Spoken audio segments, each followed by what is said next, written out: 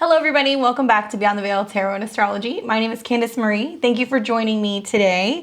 It is Monday morning and this is the weekly astro weather. We have a ton of stuff to get into, so I'm not going to waste too much time. I guess headlines for the week would be things like Mars is changing signs, Mercury is changing signs. We've got a Venus retrograde that's kicking off, although we've been feeling it all week long, and we are on the brink of winter solstice. Now, I guess the biggest headline for this video, and probably what it's going to be titled, will be the full moon in Gemini. So it's like, we have a lot of things happening this week. It is no coincidence that this is all kind of happening right at the end of the year, helping us kind of wrap things up and get a little bit more forward momentum as we move into 2022.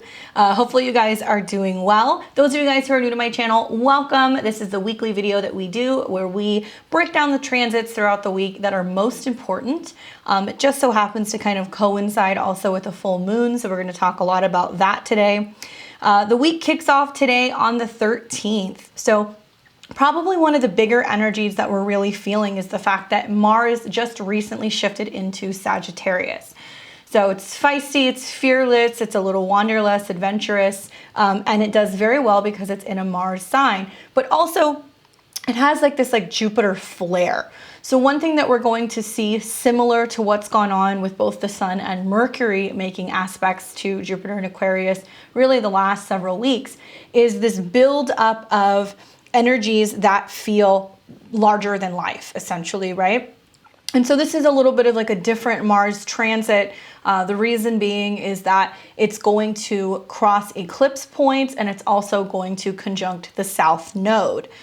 So when we break this down, Mars in Sag, it has this sense of fearlessness, or like I said, wanderlust, or the quest for knowledge. It can also represent, when it's getting into these degrees conjunct the South Node, more, not anxiousness, but a little bit more aggressive, right? But more in a intellectual sense. So you're going to see like more intellectual and like philosophical debates going on.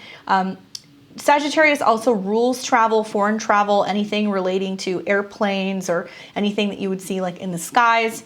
And Mars is the god of war. So one thing that I have noticed is really for the better part of like the next 2 weeks, Mars is going to be crossing some very intense territory where not only is it conjunct the South Node, representing this cut or loss or falling or letting go or releasing, especially for higher states of beliefs. Sacrifices is kind of the feeling that I get when it's conjunct the South Node. But we're just going to see like more animosity between people. So if you're a Sag, Sun, Moon, and Rising, just take note. On one hand, it's going to make you a little bit more courageous. On the other hand, it can make you a little bit more aggressive. Now, Mars on the South Node can bring about themes from the past, be that karmic issues, past life conflicts, war, anything of that nature. And the next couple of days, it's in some really sensitive territory. So depending on where Sag is in your chart, it's going to be this severing or this cutting or this letting go, right? Mars. So this will play out for the better part of the next couple days.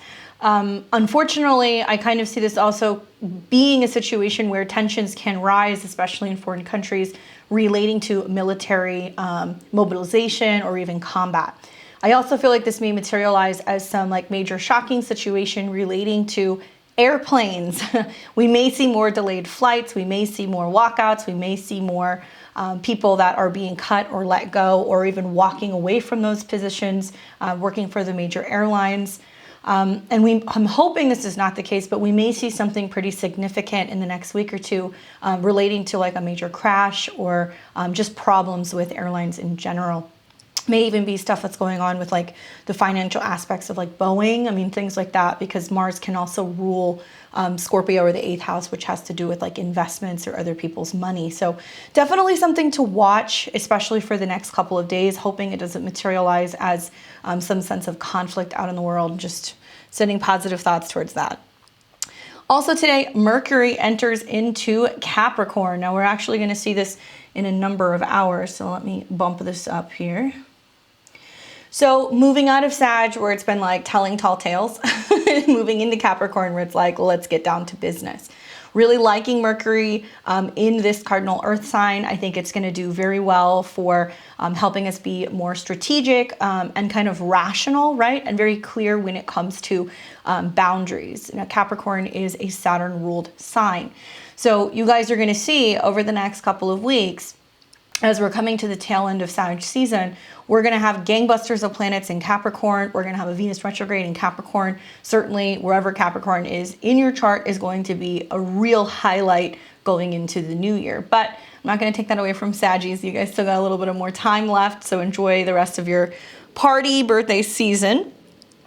The sun in Sag is also making a trine to the moon in Aries today. So it's a more of like a quick moving, fast paced, optimistic, independent, kind of feisty day.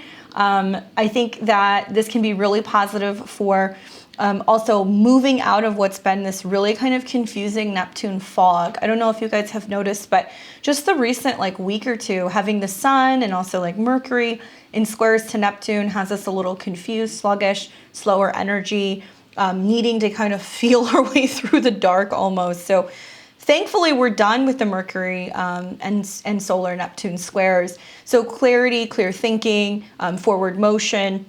I think we're going to start feeling this a little bit more as we get later into the week. But when the sun is in a trine to the moon, it's almost like the collective is working with the optimism of the sun in Sagittarius. We're starting to see the bigger picture, and we're kind of in a place where I think we're a little bit more optimistic about the future. Then that takes us to also one other thing I would say, when we have, and this will be the case really for the next couple of months, when we have the moon in a cardinal sign, so Libra, Cancer, Aries, it is forming some harsh squares to the Venus-Pluto conjunction, which is very strong right now, guys. Venus is getting ready to retrograde. So moon square Pluto, big feelings. But also moon square Venus can be this feeling of being emotionally dissatisfied, right? Or feeling like something is not aesthetically pleasing or something doesn't feel good. So there's something at odds about perhaps how we are experiencing relationships with money, relationships with job. I mean, it's not unusual. We get to the end of the year, people kind of start checking out, right? But it's like really the next week and a half or so building up to the holidays. We're going to feel this a little bit more. That's getting triggered with the moon in Aries. But I think that, like I said, I'm all about the silver lining with transits, especially when I'm working with clients. I'll say, well, this square kind of pinches, but here's the release point. The release point would be the trine to the sun in Sag. And I think the moon being in Aries today, we're really going to feel that Mars conjunct the South Node, where we're like, that's it, I'm cutting this. This is for the higher kind of better purpose for me, or where my life is going. I got to cut this out, or I got to cut this friendship or whatever. So just be mindful that the energy has been building towards that really since like the last 24 hours of just being more aware of what we have to cut out of our life. Now tomorrow on the 14th, we're going to get into the moon in Taurus conjunct Uranus. So the moon's going to move into the sign of Taurus. It really digs being there, obviously, but here we go. We're going to have some bang up of planets going on with the moon Uranus conjunction and also the square to Saturn. So it's interesting that the 13th starts off with like moon square Pluto Venus, and we're going to feel that intensity and it doesn't feel good. Then when the moon moves into Taurus, we have an emphasis on Venus. And we see that the Venus is still conjunct Pluto. So it's like something's still not sitting right with us. All week long, the Venus-Pluto conjunction for me has felt like this ominous kind of, oh, things are getting ready to kind of change energy. And Pluto loves that because he's the lord of the underworld. So I think that he's really speaking in volumes to us on the 13th, 14th, and 15th this week, letting us know that our intuition is pretty much bang on, that there is change that's coming. I guess the positive side outside of the squares to Saturn will be the fact that the moon will continue moving through Taurus and it will trine Venus and Pluto. So we become more aware that the change is for our own good. It's for the future of our financial security. It's for the future of our basic needs, right? We think of Taurus, which is like food on the table, clothes on our back, roof over our head type of energy. So pay close attention to what's going on just in terms of the markets and resources the next 48 hours from the 14th through the 15th. Definitely we might see a little bit of rocking the boat when it comes to some stuff economically. The Venus-Pluto conjunction will be felt very strongly on the 14th and the 15th. And that's one thing I really want to reiterate. It's not because Venus is getting ready to retrograde. It's because the moon is in Taurus. Okay. So then on the 15th this week, we see that Mars will be exactly conjunct the South Node in Sag. So those of you guys who are watching my video today, you're kind of getting a head start on whatever it is you have to cut out, and just becoming conscious and aware of that is like the big thing. If you're somebody who has planets between, I would say 28 and 29 degrees of the fixed signs, or 0 to 2 degrees of the mutable signs, notice the nodes are getting ready to change, right? You're going to feel this Mars square, so it's going to affect you more intensely. For the sake of just keeping it easy, those of you guys who are the first couple degrees of the mutable signs, you're going to feel this like cut that's going to happen, especially if it's you're a mutable rising. So you want to see where Sag is in your chart. If you stay to the end of this video, I'm going to talk about what's going to like happen for each and every one of the 12 signs, where Mars is changing signs and conjuncting the South Node, and also where the full moon is, and I'll pull some cards. So just stay tuned for that. So if you're like, this is all Latin to me, what's happening? Just know your rising sign and we'll be good. If you don't know, check out a astrology calculator online or book a session with me. So then we get to the 16th this week. And on the 16th, we're going to see that the moon is in the late degrees of Taurus in the AM. Now, I'm liking the fact that it's still in positive harmonious aspect to Venus and Pluto. However, this is something that you guys really want to pay attention to, because this is going to be activating that eclipse that we had in Taurus around the 19th of November, because the moon is coming back to that period. So we're going to see reactivations going on with some of the eclipse points. Okay, so just watch for that. Not too much going on in the 17th, to be honest with you. I'm more interested in what's going on the 18th of the month. This will be the full moon in Gemini. And so it looks like this full moon is going to be right around 27 degrees and change.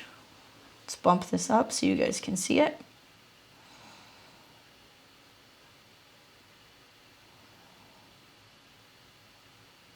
Right around here. It'll be a little bit before that. 27, 29, 28. There we go. Right around 8:35 p.m. Pacific time. So that's going to make it what? 11:35 p.m. Eastern. Obviously, check your time zones, adjust if necessary. So this full moon is a doozy. I'm loving the fact that it's in a trine to Jupiter. I think that's one of the more positive aspects of this full moon. But a full moon in Gemini is like this climax revolving around information, communications, even travel, documents, things relating to facts, details, stuff of that nature. So whenever we're dealing with a full moon that's in Gemini, the star of the show obviously is going to be Mercury. So if I remember correctly, I believe Mercury is, let me double check this before I say this. I believe Mercury is in shadow. I could be wrong. Is it in shadow? Is it going to go all the way back there? No, it's not. But it is getting really close to where Venus is going to be stationing when it goes direct. So it looks like it's actually going to be in shadow somewhere around 24 degrees. However, we will have a Mercury retrograde there next month, but we'll talk about that then. Mercury is sitting at an 8. It is in a square to Chiron. I think that's probably the most gnarly aspect that I can see in this chart.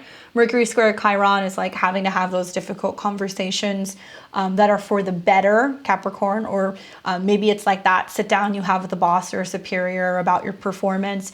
Kind of imagining like a lot of people might receive responses or emails, or just be engaging with people and having things coming up that might kind of sting.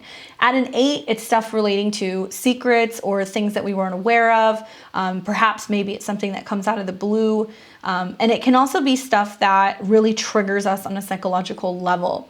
Now, besides the Mercury square Chiron, which is going to be particularly potent for the cardinal placements between 6 and about 10 degrees, we do see that Mercury is building into a trine with Uranus. So really great for just like a really great like brainstorming day, genius ideas, troubleshooting, trying to come up with like new schedules or new ways of like coming together with groups of people. So that may be some interesting stuff going on the 18th, really until Mercury comes out of the trine later in the week, pertaining to, job changes, changes in regards to crypto and financial markets, stuff relating also to trading platforms, social platforms. So I think we're going to hear more about that. Certainly there's tons of that stuff out in the news right now, and the influence that social media has had either on our economics or also on the legal system and also politics. I think we're going to see more of that coming out in the weeks ahead.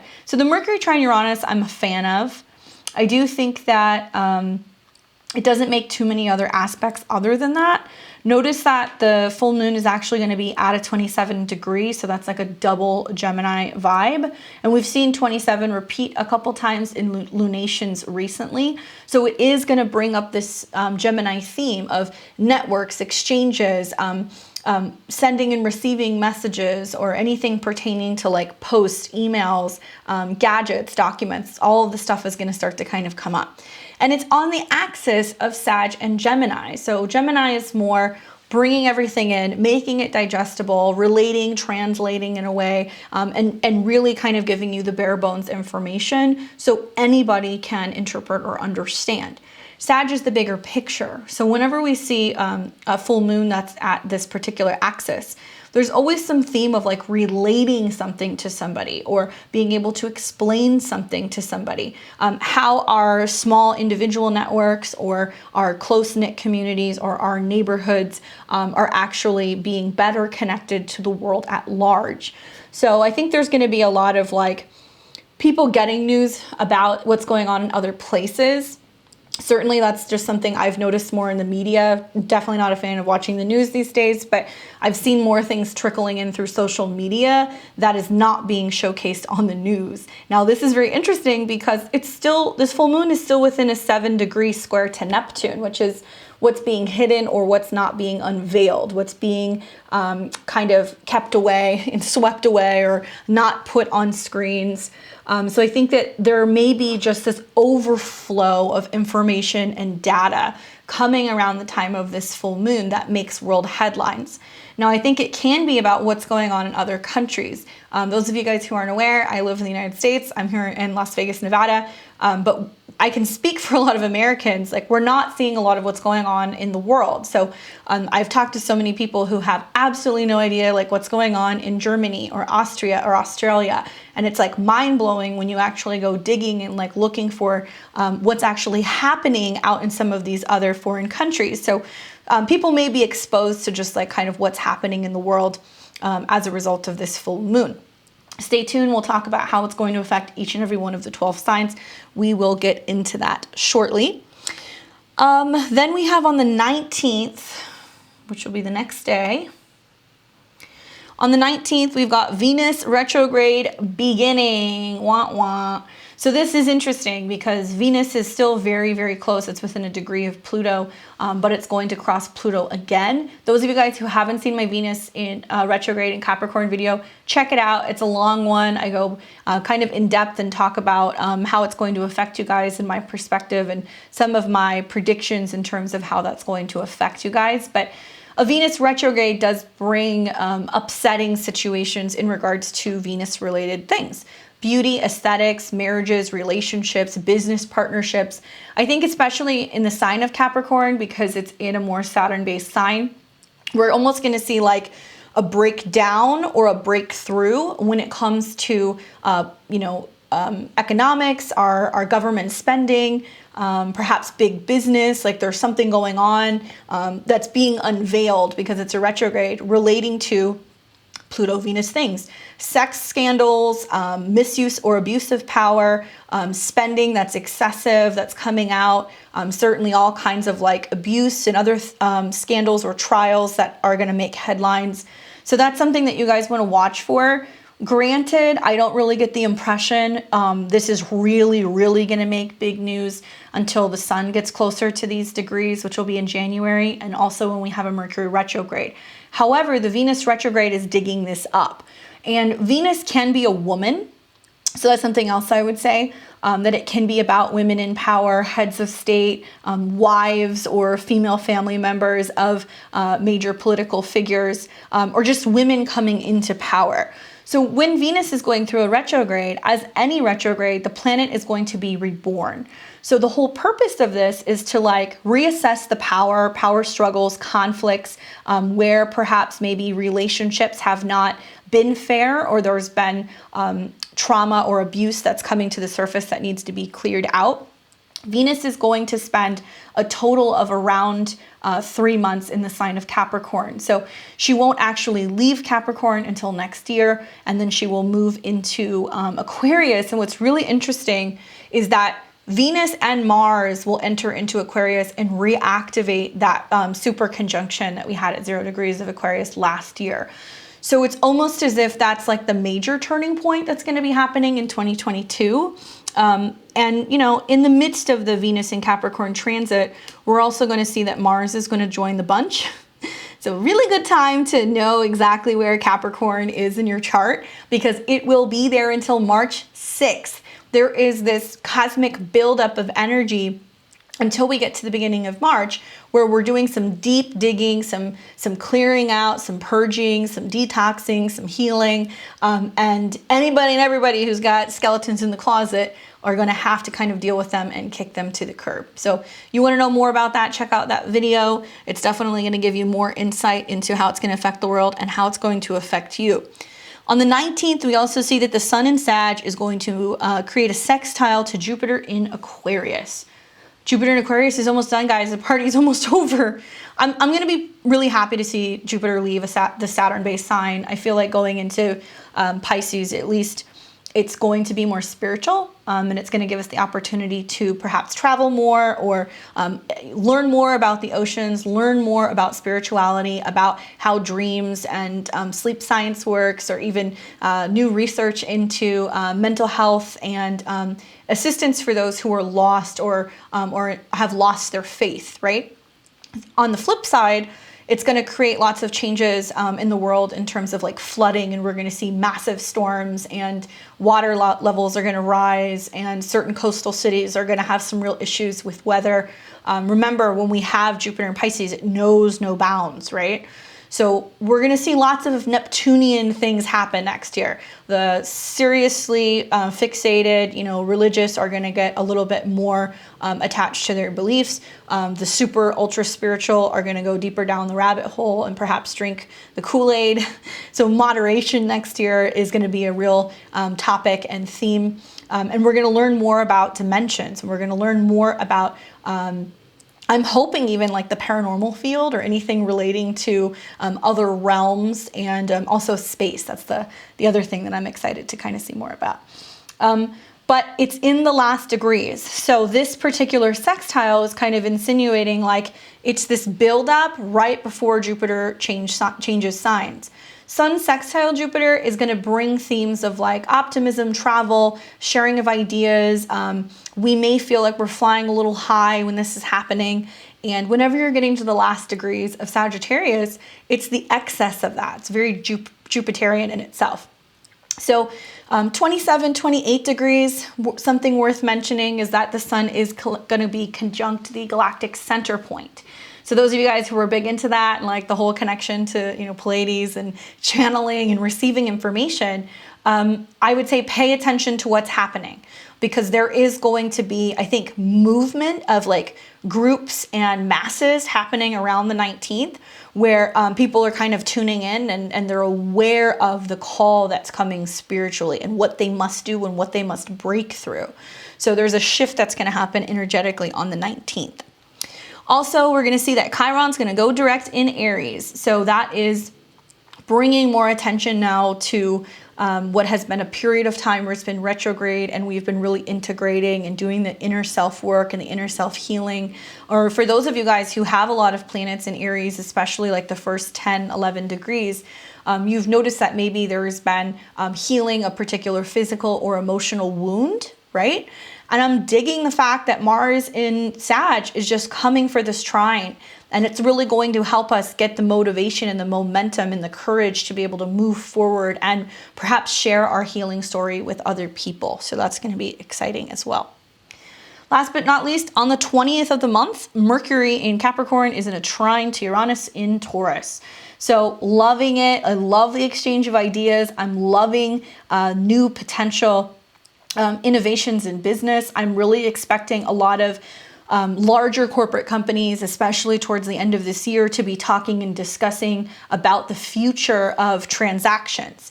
And because Mercury is the messenger, right? So when it's in Capricorn, it's things like, you know, how do we start accepting new forms of payment? Do we accept cryptocurrency? How do we factor that into making it possible to receive those payments on specific platforms? It's going to be a great day also for just exchanging ideas, sudden sparks of inspiration, insight, especially because Uranus is like the innovator, right? So when it's in Taurus, it has to do with Taurus related things: food, money, resources, security. So there may be some really awesome things happening with big businesses that are trying to figure out how to live or how to work or provide services more sustainably, whether that's without paper, going completely digital, creating new networks, you know, doing things that are going to be more beneficial for their, you know, their clients perhaps, or maybe even just for the environment. Certainly, like we'll see next year, there's going to be this huge shift towards environmental change, but I think it's going to be talked about quite a bit more towards the end of this year, especially in terms of like local or federal governments and what we're doing actually to start holding bigger businesses accountable for what's going on in the world environmentally. Like, I mean, I hate to say this, but it's like, it makes me think of what happened recently with these tornadoes, right? That we had, and I was reading an article, they were saying that like Amazon workers are not allowed to have their phone either on or on them when they're in the warehouses. So the people who were hurt or injured or unfortunately killed in the Amazon building when they had the tornado go through, they weren't able to get those alerts, right? Mercury trine Uranus. So what law, legislation, or government involvement is going to start happening to hold big business accountable in regards to tech or in regards to just, you know, sending and receiving of information? I feel like we're going in the direction, and we'll see this more in the next year or two, where like government's going to see or larger political figures are going to see the potential to make money off of big tech, and that they can either fine them and make money, or that they can pass rules and regulations for taxes or even carbon taxes and other things. And we're going to start seeing that kind of building in this next month. I'm hoping that the Mercury-Uranus trine, especially because it's crossing that Venus retrograde degree, Venus will retrograde back to 11 degrees, that it's more positive. It's less like, how can we squeeze money out of them, which then in turn can create even more difficult or challenging, I think, environments for some of these employees. I'm hoping that it's more positive, and it's a sense of being able to protect the rights of workers, being able to assist unions, Uranus. So that's something else you're going to hear a lot about over the next month or two, is union rights, and whether or not unions are actually feeling like they're doing enough, or if the workers feel like unions aren't really upholding some of the promises that they have made. All right, so that's the news for the week. Let's get into talking about how it's going to affect each and every one of the 12 signs. Listen for your rising, sun, and moon sign. Rising, for my predictions, tends to be what physically happens. The sun is how it applies to you personally. Sometimes what you need to hear for self-growth, sometimes pertaining to your career. The moon sign can can definitely be a predictor as well. If you don't know how to check that, get on astro.com. You can put that information in. All you need to do is put in where you were born, the exact date and the time to be able to see your sun, moon, and rising. All right, so we're gonna start with Aries. I'm gonna let you guys know first where Mars is moving into in your chart, what Mars rules, and then where the full moon in Gemini is taking place. Just a heads up, the full moon in Gemini is taking place in a polar opposite house than where Mars is. Thankfully, they're not really gonna aspect each other, so I'm not really too worried about that. So for Aries and Aries rising, Mars is moving into Sagittarius in your 9th house. Now, Mars is your chart ruler, Aries, so this is very important for you. It's going to represent long distance travel, possibly signing up for a new course or class, maybe purchasing an airplane ticket. Mars also rules your 8th house of other people, so there may be this feeling that you're having to either go on a trip that needs to be partially funded by someone else, or maybe you're taking out a loan or putting it on credit to be able to take a course or buy an airplane ticket. You may find that you're in a situation also where there is this feeling of like, oh my God, you know, my plans changed. Like, can I get a refund on whatever I've paid for? So especially if it's like a course or if you have a trip that's been set up, there can be something like that that comes. There can be an unexpected expense also that can be coming up out of the blue relating to travel or relating to a vehicle. I say this because you've got a full moon in your 3rd house in Gemini, which is going to deal a lot with cars, contracts, important conversations that you're having. Keep in mind, it's in positive aspect to Jupiter. So what I like about this particular full moon for you is that I do see there being like somebody who comes to the rescue. I do see there being some kind of saving grace. I do feel like it can be a friend or a network or an organization that can help you. Watch for important contracts and conversations. Also be very mindful in regards to your vehicle and driving. There can be themes that come up that involve a sibling and having to have a conversation with a sibling here as well. But I feel like some Aries might kind of realize that they either need a refund on something or there's something legally going on. There can be some like legal document that you have to sign with a full moon in your 3rd house and Mars moving into your 9th. The card that I get is the High Priestess.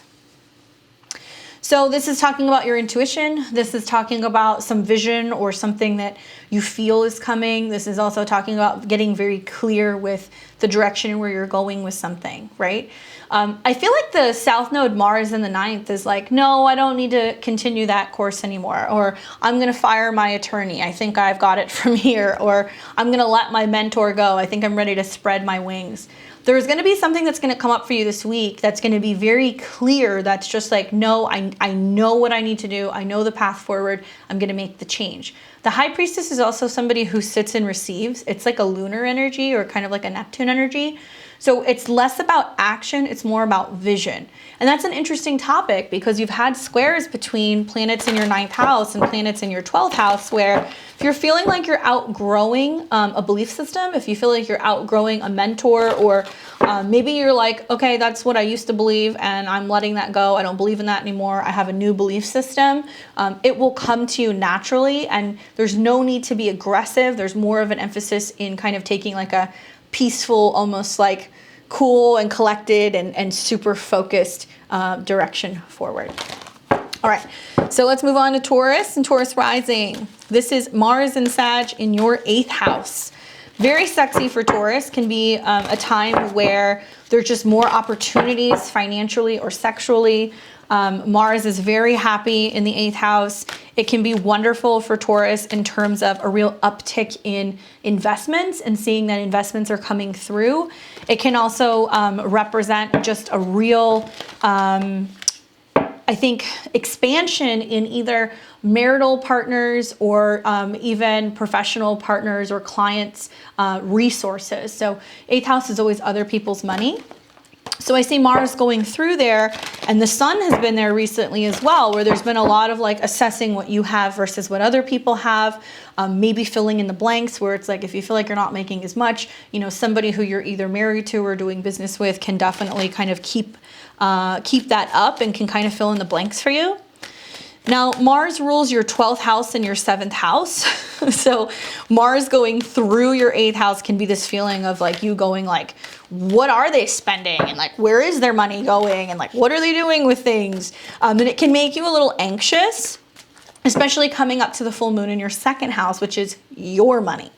So it's cool because I feel like if you've been waiting on like a payment or a payout, or if you've been waiting for somebody to get paid so then in turn you can get paid, it seems like there's a theme going on here this month where it's just really important to communicate and talk a lot about resources, right? That's so important, especially if you feel like there's no clarity. So if you're like, hey, we got to get together on a budget, or hey, we got to come up with a plan to pay something off, it may surprise you, the Magician, that it's almost like somebody who you're dealing with has a little more than what you're aware of. Like there's no need to worry.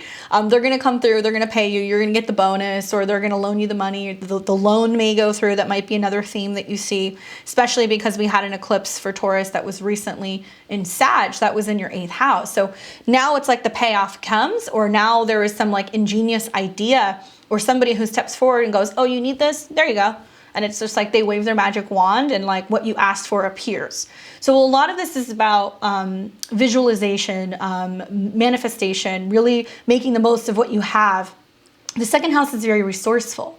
So for some of you guys, it's even moving around finances and selling things off and paying stuff off and reinvesting things. And so there is some sense of you being able to kind of bring everything full circle. Taurus, don't worry, you know, you have Venus retrograde, your 9th, the way that you view money and resources is changing anyway. And a lot of this is about how you can build with another person, okay? All right, so now we've got Gemini and Gemini rising. So we got Mars going through your 7th house, Gems. You got some aggressive partners this month. Passionate, they're passionate. Maybe they're like, hey, I wanna go on a trip, let's get married. On the other hand, it can be a lot of like, why aren't you around? Why aren't you doing the dishes? Kind of stuff. So having Mars go through your 7th house brings a lot of action relating to partners.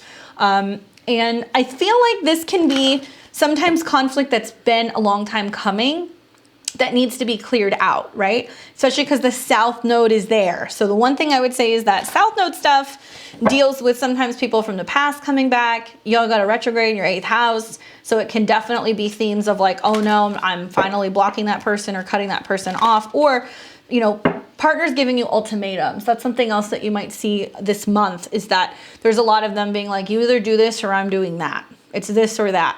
And you have to kind of respond to that.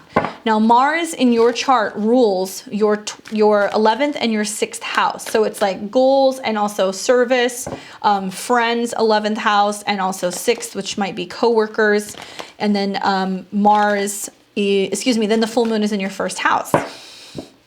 I get the impression that for some Geminis, this may be a situation where there's conflict that arises with a partner revolving around somebody who's a friend or a coworker. And your partner might get a little iffy about that and be like, y'all, you know, that person's not trying to be your friend, or like, don't bullshit me. There can be some sense of like kind of blurring the lines. The 11th house also can deal with getting together with people, and the 6th house can be work and coworkers. And with the full moon in your 1st house in polarity to your 7th can be stuff like, I got to go and do this, you know, on my own, right? Where, you know, you don't feel like you're getting the support from friends, or you don't feel like you're getting the support from coworkers, or you feel like you need to deal with a health-related situation on your own. And it can cause a little bit of strife if you're acting selfishly with the full moon in your sign with partners. Now, a full moon in your 1st house is going to bring some huge peak conclusion relating to how you behave, how you communicate, how you share ideas, what you look like. Thankfully, it's in positive, harmonious aspect to Jupiter in your 9th. So I feel like there's a lot of you learning a lot about yourself. There's a lot of you expanding in that sense. You have Saturn in that house as well. And I feel like it's giving you the opportunity to learn a lot more about yourself and maybe changing the way that you interact with other people. If you feel like you're outgrowing relationships, that is possible. So there is a month where you may find that if you need to cut something off, you will. And almost like people will push you to the point of doing that if you need to, okay? Being that the Aquarius card came up, or the star card, this is also talking about healing. And that you're healing from a situation, and maybe you feel like you need support, or you need assistance, or you need friends. And maybe it's having that conversation with your partner that's like, I can't be totally, in the relationship 24/7. I have to have my own time, or I need to feel like I have time with my friends. I can't always be around. And like healing that, and like feeling that you have support that comes from people. This is the card that comes after the Tower. So it talks about the clearing and like the peaceful period that happens after drama. So this can also be you coming off of what's been a really rocky year in relationships and finally getting to the point where you're learning how to do relationships differently and kind of like minus all of the conflict, right? So now we've got Cancer and Cancer rising. This is Mars in Sag moving into your 6th house. So wonderful time to get to work, hire people if you need assistance, get things organized. Organizing and preparing for travel is kind of the feeling that I'm getting for Cancer, especially Cancer rising.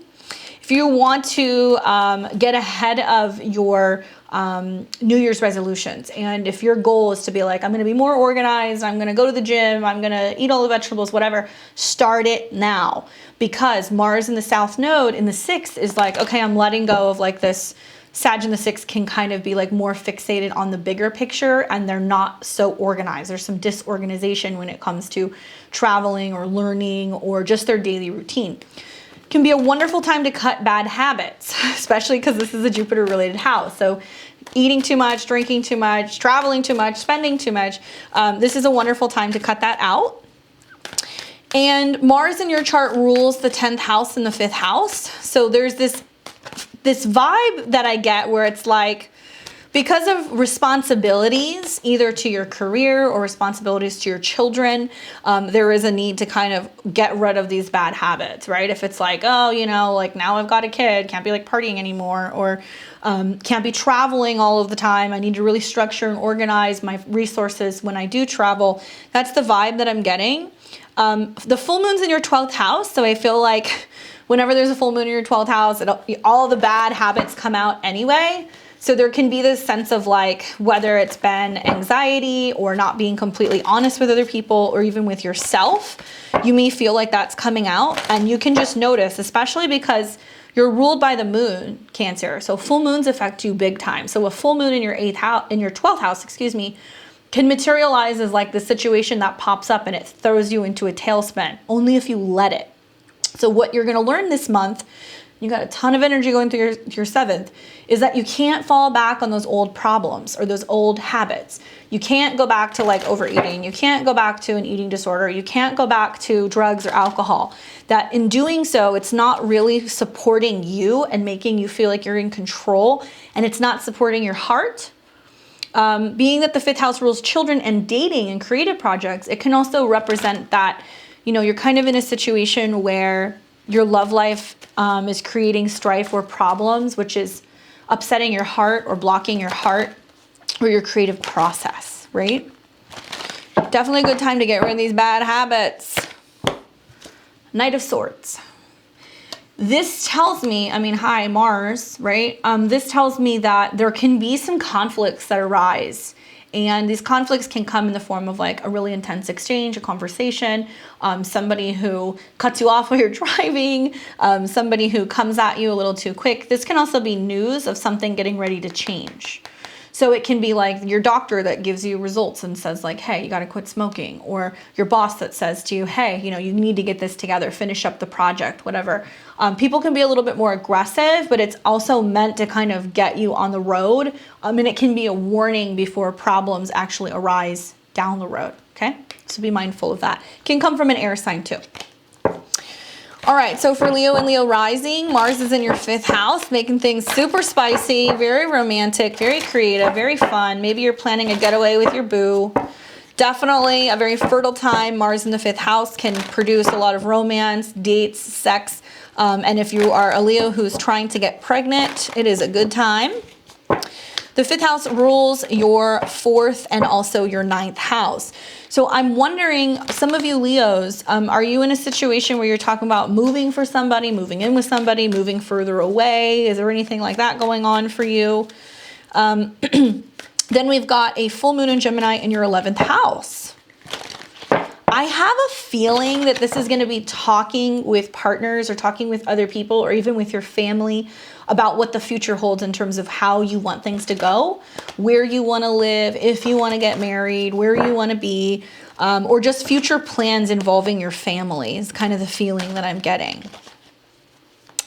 And yeah, like Mars going through your 5th house, it's going to be there for a while. So a lot of Leos are going to have a very romantic time, especially going all the way into the new year. There is going to be some sense of focusing more on your creative passions and your drives.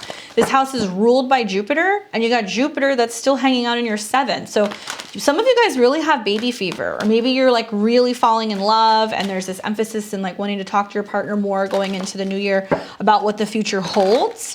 So I'm loving the fact that you're going to have this full moon in your 11th house in Gemini, where it's like sharing your goals with people, being able to talk about what it is that you want to see happen in some of these topics of your life. Queen of Coins. Awesome card for a Leo. This can represent you becoming acutely aware of what your values are and where they lie. Whether this is what you invest in, who you invest time or emotions on, what you're actually doing that's going to bring you money. This is a card of resources. So it does talk about either you getting really serious about a creative endeavor or being self-employed or making money or being a boss.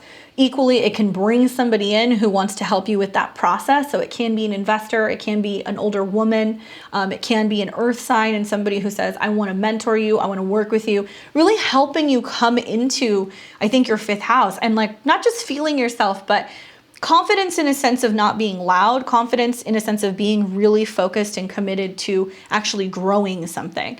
So this can be a fertility card too. So if there is some of you Leos who are trying to get pregnant, this can be a time where this is the time to try, or you may find that you find out you're pregnant. If it's not about pregnancy, it's going to be about launching something and something that can be lucrative. So look for the help that is coming. All right. So for Virgo and Virgo rising, Mars is moving through your 4th house. Are you moving? Virgos, some of you guys have had a real kind of roundabout year, problems with neighbors, issues with family. Some of you guys are moving back home. Some of you guys are buying houses, selling houses, signing leases.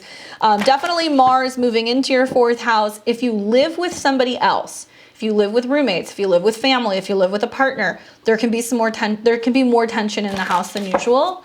If you're like, I'm not moving, I would say move some stuff around, move furniture around, reorganize things, go through, clean the house. I would say I like for Sag in the 4th house, if you're not moving but you feel like you're in too tight of a space, move stuff around, declutter, and put mirrors on the wall. Right, this is the square to Neptune, and it may create more dimensions and more space in your home. But some of you guys may actually be moving or having to travel back home soon because this is your 4th house. Now, Mars traditionally rules your 3rd of movement or siblings or cars. It also rules your 8th. So some of you guys may be talking to your family about selling cars, buying cars, paying cars off, trading a car, something relating to car loans. You may have a situation where a family member needs help or needs resources, or maybe they're helping you with money, something relating to phones or phone bills. You might have a family member that's like, that's it, you're off the phone bill. And you're like, shit, now I gotta go get my own. Something like that can happen. And for you, Virgo, the full moon's happening in your 10th. So definitely like towards the end of the year, oh my gosh, there's so much stuff that you have to like get organized and get together. There's more responsibilities at work. Maybe you're responsible for wrapping everything up like tech-wise or scheduling-wise or updating things. Maybe some of you guys are realizing you're gonna have to do some work remotely over the holidays. A full moon in your 10th with a trine to Jupiter means your schedule's getting better. You're gonna find that you are really getting the hang of whatever changes you've made this year. Really positive also for getting recognition from bosses and things like that. Or just dealing with a parent more than usual, because the 10th house can rule a parent. Oh, also the Star card. So to me, this is like finally healing something. I think those of you Virgos who have had Saturn in your 6th house this year, you were like, I want to lift weights, I want to build muscle, I want to get lean, I want to get healthy, I want to get my mind in a healthier place. This full moon can really highlight all of the work that you've done this year and how it's paying off. Whether that's just cleaning up your diet, organizing your space, whatever, this full moon's going to highlight that, and it's really talking about the 6th house or Aquarius in your chart. You may also feel that you have a lot of support from friends at this time, or from coworkers or groups of people. So if you have a lot of stuff to get done, you have resources and people who can step in and help you. Ask for help, delegate tasks. That's part of being a good leader. So if you're in a position of like managing people, or being a manager, or being somebody who runs a business, this is really learning that in order to make everything work really well together, it's about that network aspect, and like knowing who to ask for help, and like knowing how to delegate tasks rather than taking everything on yourself, which you have a tendency to do. So ask for help. All right, so for Libra rising, Mars is moving into your 3rd house. So it's going to get you super active with communicating, meetings, phone calls, maybe even short distance trips. Some Libras may benefit from getting out of town briefly at some point in the next month with Mars in the 3rd. I've seen a lot of Libra and Libra risings that are thinking about selling their cars, paying their cars off, maybe trading out their cars, getting rid of their cars altogether, buying a bike, buying a Peloton, maybe getting a new computer, getting a new phone, because the 3rd house deals with gadgets. I would say, because Mars rules both your 2nd and 7th house, you need to talk to somebody else before you do this. Like before you make the investment or the purchase, get some feedback, get a recommendation, talk it over with a partner or a business partner, or a spouse before you make any of these moves. Being that also Mars rules your 7th and your 2nd, I feel like it's a lot of talking about the future plans when it comes to traveling and what you're going to spend on future traveling expenses, because you have a full moon in your 9th house in Gemini. This is also a wonderful time to have meetings, to talk to people about courses and publishing things or teaching things or getting insight from people about travel, Libra, especially if you're planning a bigger trip in this next year. 9 of Pentacles, awesome card. This is talking about you being self-sufficient and being like, I deserve nice things. Libras don't have a problem saying that. But really feeling like, you know, you can start putting more money into something for you, or something that's going to make you more comfortable. So if you are making a choice in your car, or you are going to be making a purchase, you might want something that's a little bit more luxurious. 9 of Coins does not have a problem talking about bringing things in that are going to be a little excessive. And not from like a hoarding standpoint, or like, you know, somebody being kind of shallow. It's more just feeling like you're going to have something that's going to be comfortable and it's going to last for a period of time. Remember, it's in a trine to Jupiter. So I could also see some of you guys going, I've been working hard all year, I'm planning a trip, I deserve this, it's going to be next year. These are things that might start coming up for you as well, especially with the full moon. So all of the air signs, you know, Gemini, Libra, and Aquarius, having this full moon is going to be really positive for you, because it's in harmonious aspect to your personal placements, but also to Jupiter. All right, so for Scorpio and Scorpio rising, Mars is in Sag in your 2nd house. So this deals with money. Scorpio, Mars rules your 1st house and your 6th. So it rules the portion of your chart. It's your chart ruler, so this is important. It rules your body. It also rules your 6th house of routine and health. And Scorpio, you have an 8th house full moon. Okay, this is going to go one of two ways for you. One is when you have the South Node and Mars conjunct in the 2nd, you're like, that's it. I'm not eating this anymore. No more, especially because it's a Jupiter-based sign. So you're like, I'm not eating anymore. I'm not drinking anymore. I'm cutting the sugar. There's something going on there.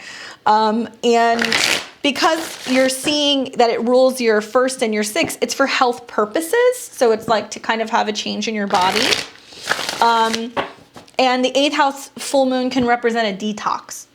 So it's like I'm going through a detox, I'm clearing it out. It may be important for you to really do something that's going to support your bowels, or even I would say like your mental health, like revolving around why you're eating what you're eating and finding other supports for that process, especially if you're dealing with anxiety or if you're spending too much on something. On the flip side, having Mars move into your second house conjunct the South Node is you going, oh my God, I have to pay this bill, or oh my God, this stock took a shit on me and it's not doing well, it's not making money. And the anxiety that you have revolving around that loss, right? The financial loss is the second house. However, the first and the sixth house is kind of saying, okay, we're going to rebalance things. I'm going to see how I can kind of move things around. Do I trim the fat in certain areas? Do I change the way that I'm spending on something? Do I focus more on what I do have, right? It's a very resourceful house. Having that you've had the sun in the second house the last month, for many Scorpio and Scorpio risings, it's been a good financial month. So when Mars comes through, it's like you have to pay something, right? Especially if you've had inconsistency coming through with your resources this year. So money in, money out. Second house can also be with Mars there making a bigger purchase. Scorpio rising. Venus is also going to be going retrograde, right? Through your third, which is what you think about spending and how you communicate. So it'll balance out, but some Scorpio risings may feel like a little bit of a hit financially this month. Two of Wands. So I see this as like you being like, okay, but where are we going from here? Not fixating on the past, not fixating on what didn't work, not fixating on, where you went wrong.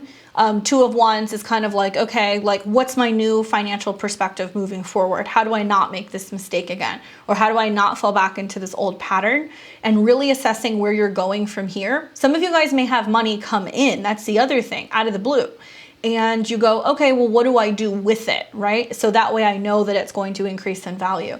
So Two of Wands is about maintaining that optimism and the future visions for where you're going. All right, so now we've got Sag and Sag rising. Man, this is going to be a very active period of time for you guys. This is Mars that is in your home sign.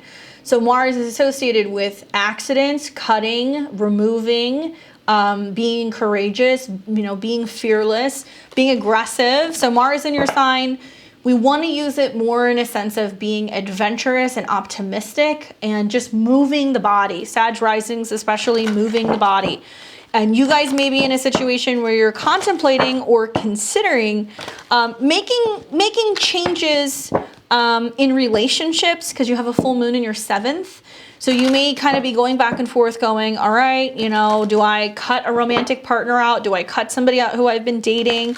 Do I let somebody like that go? It seems like it's creating some anxiety for you because Mars rules both your 5th and your 12th house. So 5th house would be like lovers and romantic connections. 12th is kind of the unseen and what you don't see. You may be still going through a separation or a breakup or anticipating that one's coming and you're kind of prepping for that and like getting yourself kind of situated mentally or emotionally. 7th house can be clients too. So I think of like Sag and Sag risings. Like if December is a month where you have more clients or you're working more, it can bring you a lot of like kind of mental anxiety and like issues sleeping or calming down or resting. That's the vibe that I'm getting here. Now the full moon that's happening for you is definitely going to bring big conclusions regarding relationships. And you want to watch for this because when you have the full moon here and you have Mars in your sign, you may fight endings. You may be the one ending it yourself. But your body is going to respond to this in a very different way. And you still need to kind of relax and recuperate in order to deal with this change that's going on in relationships. 8 of Swords. So maybe it's that you're having a hard time letting the past go. And you've been internalizing it and it's kind of affected you and it's kind of closed you off from really connecting to people. There can be this sense of like having anxiety or having depression and feeling stuck. One thing I would say is that you are in the tail end of having planets go through, your sign. Mars is there now, so it's going to kind of activate you. I think that I would just watch for any conflicts regarding misplaced emotions or maybe where there have been issues with past relationships that are still affecting you and like how you move forward out into the world. So I think that 8 of Swords, is also a very mental card. Traditionally you see a woman who's like tied up and she's surrounded by swords and she's blindfolded. What it represents is the inability to see your way out of a situation. So realize that a lot of triggers that are coming up for you right now are mental, emotional limitations. So we've got Capricorn and Cap rising. You've got Mars in your 12th house. Wonderful for traveling, wonderful for going and, going away on a holiday or a vacation. Great for healing, spiritual healing, going to retreats, things like that. Not so great for like being sedentary, because you're going to feel very restless. You may have issues sleeping. You may be finding that there's just like a lot of anxiety. I love Mars in the 12th house. A good remedy for that is just dancing. Dancing around your house, dancing and getting it out and moving the body. You are more prone during this time, I think, also to see bad habits coming up, kind of similar to Cancer.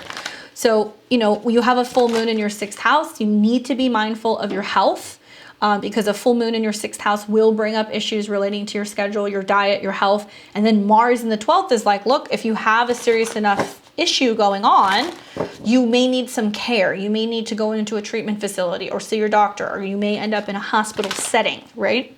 You may end up stuck somewhere. Especially with Venus retrograde happening in your 1st house, Capricorn, you can't work through your feelings. You have to be present with what's going on in your body this month. It's so, so important, because there's a big change going on there, especially how your mental health affects your physical body. I've said this a lot recently. Now, Mars rules your 4th house of home and your 11th house of friends and goals. So I feel like for Mars to be going into the 12th, some of you guys are like, I'm going back home. I'm going to see my friends, from my childhood, or I'm flying back to this country so I can go and spend time with my family. Hopefully I see some friends along the way. That's the more positive manifestation of this. So, many Capricorns benefit traveling this month throughout these transits, because I feel like it's going to give you a nice break. And it may be nice just to reconnect with friends from the past, because it helps you kind of get out of this very rigid work schedule that you've had. Like, you need some downtime. And I don't mean just resting. I mean, like, maybe you need to go and have some fun and spend some time with your friends and get out of, like, break this pattern up that you've had of just being very cerebral with your work. 6 of Wands. Looks like you are going somewhere. 6 of Wands is a card that deals with being well received. So there may be like this release of anxiety, because you know that you're going to work next year. You know that your schedule isn't going to change too much. You know that there is going to be more money coming in. People are really celebrating you and willing to connect with you. Anything that you're launching or that you're working on right now, it's going to be well received, right? Keep in mind, Mars is not in Capricorn yet. So some of your best energy is really going to start coming about February, March. So slow and steady wins the race. You need some downtime before you kind of tackle 2022 and you have some bigger financial things that are happening for you. I love this energy for going back home. I feel like 6 of Wands is very much like you come into town and everybody wants to see you type of energy. So if you are traveling, if you are connecting with places from the past, let people know that you will be there. So you can really benefit from that like 11th house Mars energy, right? All right. So for Aquarius and Aquarius rising, Mars is in Sag. Well, for you, this is going to be an interesting time, because I see that it's going to be activating something revolving around just feeling like more active, right? That's kind of the vibe that I'm getting with this particular energy. Now, in your chart, Mars rules both your 3rd and also your 10th house. So it rules Scorpio and Aries.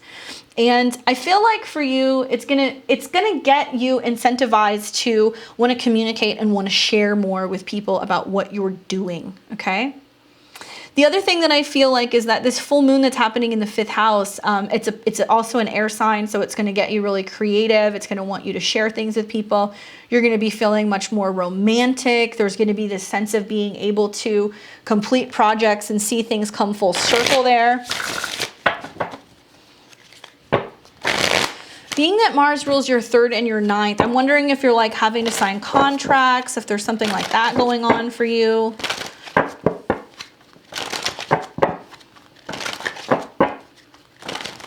Let's see.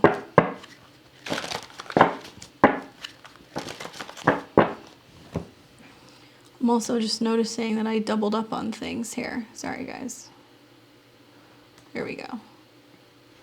So it rules rules your 11th house, Sag.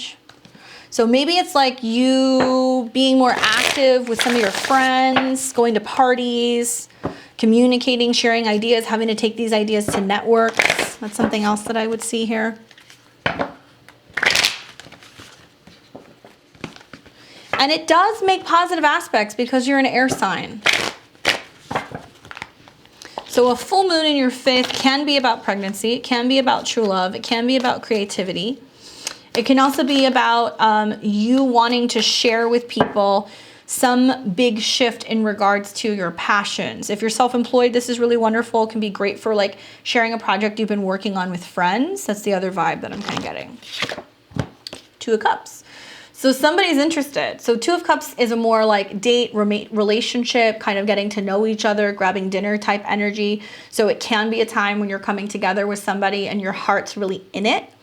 I'm loving the aspects that it's making also to Jupiter on your ascendant, because I feel like you're going to be very lovable and open to these new exchanges. 2 of Cups is a shared energy. So this can also materialize as like you being in a situation where if you need help with something, or if you're looking for the perfect person, a friend can show up and help you kind of get the project rolling. So if you need help, ask for it, because people will be willing to work with you. Last but not least, we've got Pisces. So Mars is in your 10th house, which is career. Busy, you're working hard into the end of the year. Mars natally rules your 2nd and your 9th house. So are some of you guys making money through travel or teaching or education? Are you trying to publish something? Are you trying to sell a course? Are you thinking about investing in taking lessons or university? That can happen. You've got a full moon in your 4th house though. So for me, that gives me the feeling that there's big emotions and things going on privately or with your family behind the scenes. So there's some sense of like, some of you guys are realizing somebody's moving. Some of you guys are actually moving yourselves. You're closing on houses. You're moving into new places, signing leases. It's a new emotional territory also with a full moon in your 4th house. Now, this is going to be energy that's going to square your sun, moon, or rising with Neptune. So one thing I would say is like, can have you a little bit in your feelings. It definitely brings up 10th house themes. So working hard for the money, 10 of coins, working and laying out foundations professionally that's going to bring in more resources down the line, especially because Mars rules your 2nd and your 9th.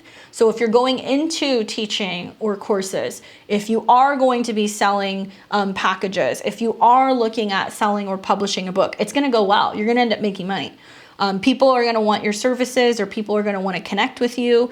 I just feel like there can be some things going on personally or internally, emotionally within your family that's a little challenging. So it's like, well, work is really demanding. You've got something going on either emotionally that's making you want to stay home, or there's a family situation that's pulling you back, right? The good news is that if you're thinking about moving, wanting to move, or let's say you want to sell a place, it looks like it'll end up going well. You'll make that money. Some Pisces are considering bigger moves. So they're like, I got to get stuff in order professionally in order to be able to fund that, whether you're doing it now or down the road. 10 of Coins talks about family money, legacy, things that are going to last the test of time. So if you're launching businesses or getting ready to launch, new things, it's going to be lucrative, but it'll also be like a whole change in the direction where you're going professionally long-term. So some of you guys are switching titles, or you're kind of shifting the way that you do business in general. But whatever it is, it looks like it's going to go off without a hitch and very, very well.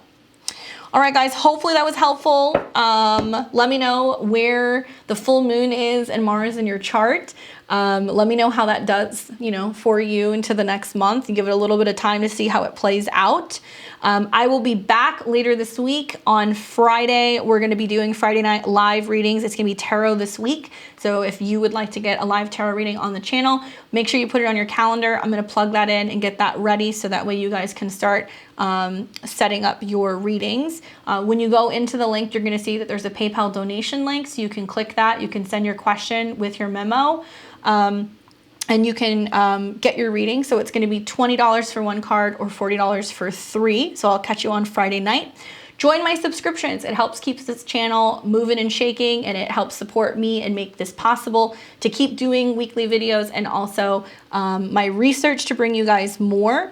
There's 3 different levels that you can get in on, so make sure you check that out. And that's the benefit of being a level 3, is that you're gonna get 1 reading once a month, whether it's tarot or astrology, during my lives, so you can always stay in touch with me. My podcast, the Midheaven Podcast, has a new episode that's out also. It's all about red flags in the birth chart. Check that out. It's quite funny, and it's a good laugh if you're looking for what to be aware of in terms of looking at potential romantic partners' charts. If you guys aren't already aware, I'm going to be here live on New Year's Day. I'm doing a donation-based service, so I'm going to go live and stream, talk about all the most important transits of 2022, and also give insights into each and every one of the 12 signs. Still working on the study group. That promotion is going to come out very soon. I'm going to have it set up with a subscription link. So we're going to be meeting probably like twice a month and learning astrology. Those of you guys who want to learn my techniques and how I read charts, and we're going to work with the astrology as it's happening. So I know a lot of people have been asking. It's coming. Don't worry. I'm waiting for the right time to drop it. And those of you guys who want to get a reading with me, my books are open for 2022. Got some spots left in January if you'd like to book a reading. I've got full and half-hour sessions available. So check out my links below. Check out my website, beyondtheveiltarot.com, if you want to get a session with me, or if you want to follow my social media. All my links are there also, so you can go and see what I'm doing on the daily when it comes to astrology and all of my other weird esoteric interests. Hopefully this is helpful. I will see all of you guys very soon. Have a very happy full moon in Gemini. Take care.